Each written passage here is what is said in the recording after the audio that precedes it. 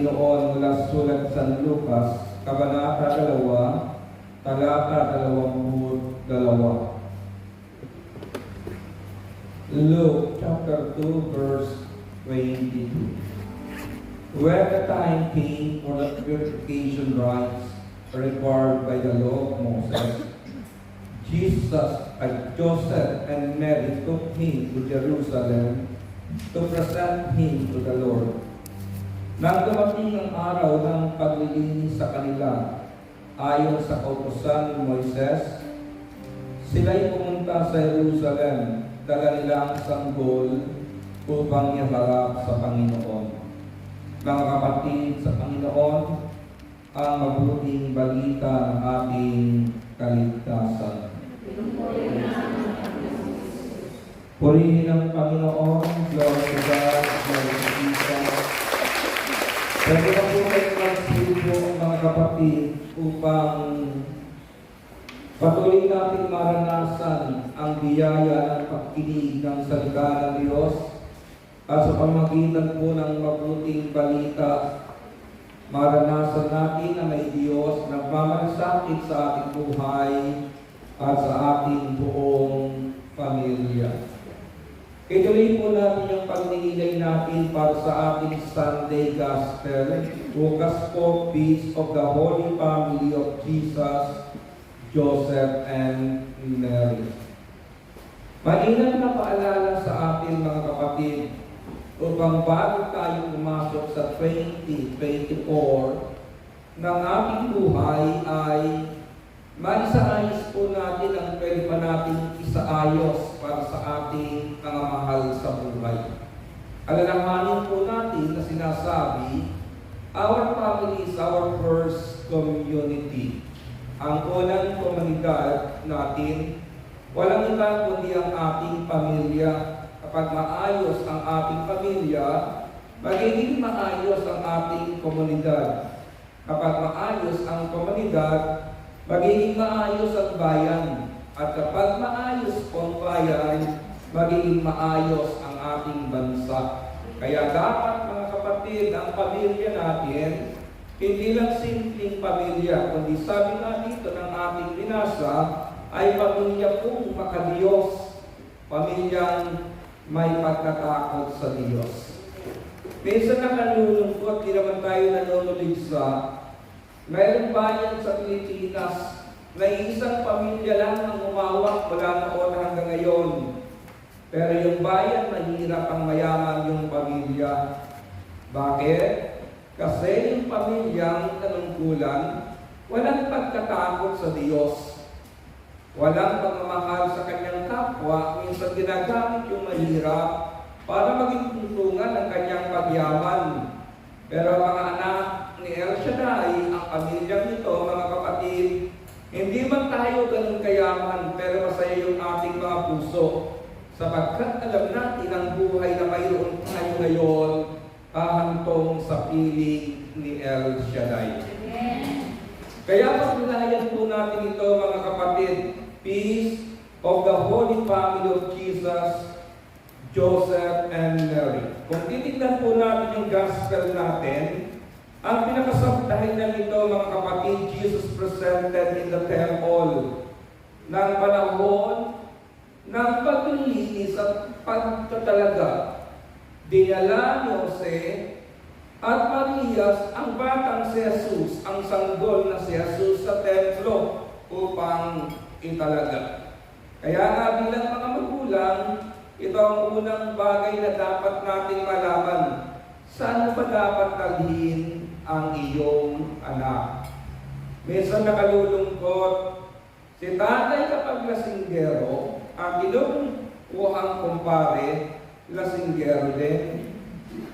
Kaya yung bata, maliit pa lang, marunong nang humawak ng alak. Sinanay kapag chismosa, ang kinukuhang kumare ay chismosa. Kayo may sabi niyan, chismosa din. Kaya yung bata kay liit-liit pa lahat ng usapin sa barangay, alam na niya bakit may ninang na pinupuntahan na sa halip na ihatid sa Diyos, inihahatid sa kwentuhan at ismisan sa paligid. Kaya dapat, mga nanay, lalo na kayong mga single, na mag-aasawa at nanganganak, dapat alam nyo kung saan nyo dadalhin ang inyong mga anak. Kilala nyo kung sino yung ikalawang magulang na pagkakatiwalaan ninyo sa inyong mga anak na kung ikaw man ay narito sa abroad, ang inaasikaso yung kanyang inaanak sa iyo, hindi yung tatay nung inaanak niya. So ang gusto kong sabihin, mga kapatid, sa gospel pakitang-pakita na inihatid o dinala ni Jose at Maria ang Panginoon doon sa templo para iharap talaga sa Diyos.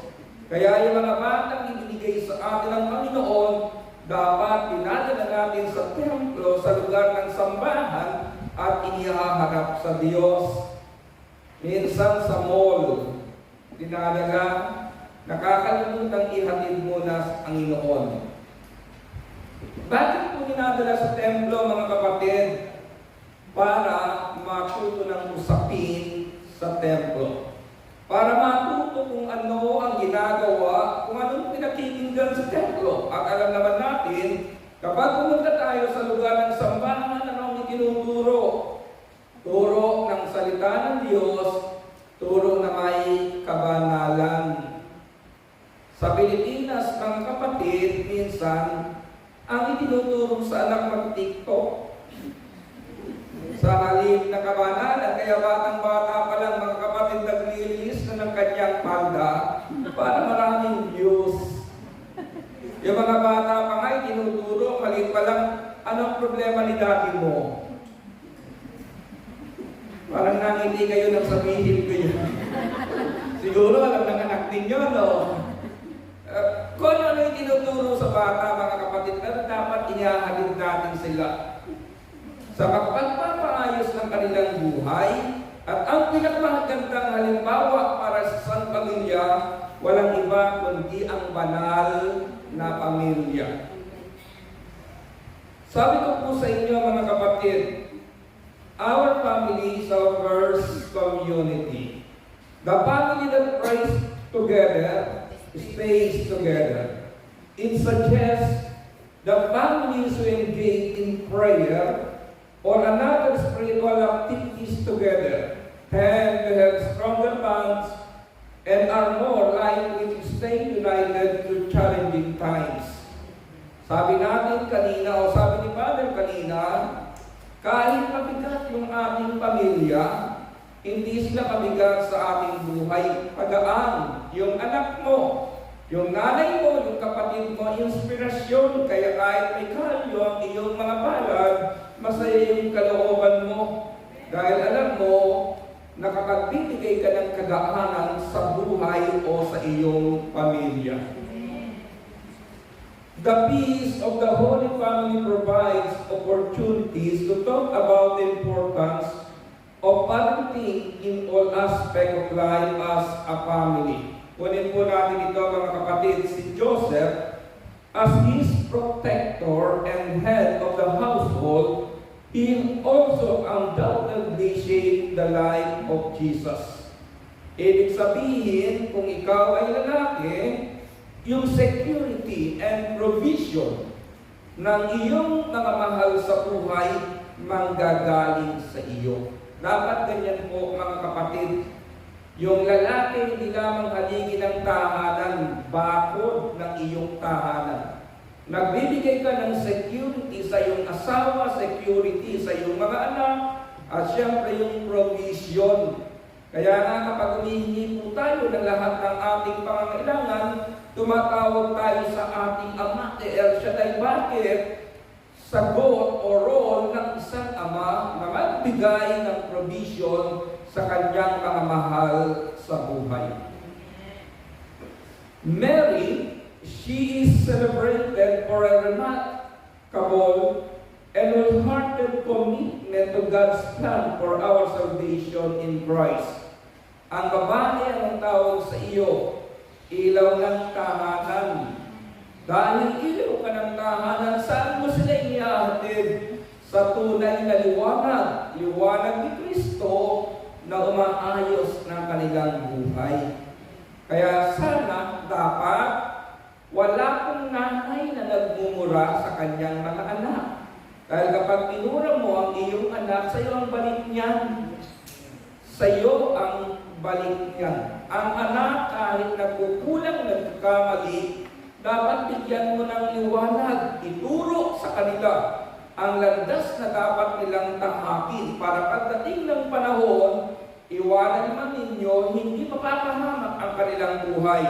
Kasi may liwanag na itinuturo ang isang ina sa kanyang mga anak. Anak naman mga kapatid, si Jesus Christ, sabi dito ng Luke chapter 2 verse 51 to 52. Siya umuwi kasama nila sa Nazareth at naging isang masunuring anak. Ang isang pag-uugali na dapat mayroon ng anak, masunurin. Ang lahat ng bagay na ito iningatan ng kanyang ina sa kanyang puso. Patuloy na lumaki si Jesus, tumunla ng kanyang karunungan at lalong pinalugan ng Diyos at ng mga tao. Mga anak, dapat masunurin sa magulang at nagbibigay kaluguran sa Diyos ang buhay na mayroon tayo. Yung bang nanay mo proud na ikaw ang anak? Hindi ba? Dumarating ka pa lang, ipinagsisigawan na ng nanay mo, anak ko yan. Bakit? Kasi nagbibigay lugod ka sa Diyos at sa iyong magulang. Yung aking tinungayan, mga kapatid, na binasa ko sa inyo, ito po ang subtitle sa English translation, Jesus presented in the temple. Dinala ni Jose at ni Maria si Jesus doon sa templo upang italaga sa Panginoon. Ano pong mensahe nito mga kapatid? Ito yung tinatawag na fulfillment of the Old Covenant ng law of purification. In Leviticus chapter 12, doon po natin masusumpungan ang ginawa ni Jose at ni Maria.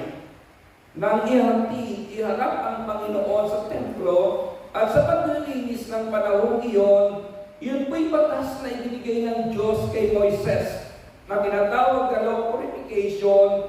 Yun po ay sa Leviticus chapter 12. Ikalawang mensahe mga kapatid ng presentation ng Panginoon sa templo. Jesus, Joseph, and Mary, example of submission and obedience to God's will. Ang ginawa ni Jose, ni Maria, at ng Panginoong Jesus ay halimbawa ng submission and obedience to God's will. Napaka-importante po nito mga kapatid. Maliit pa lamang yung ating mga anak na tuturuan na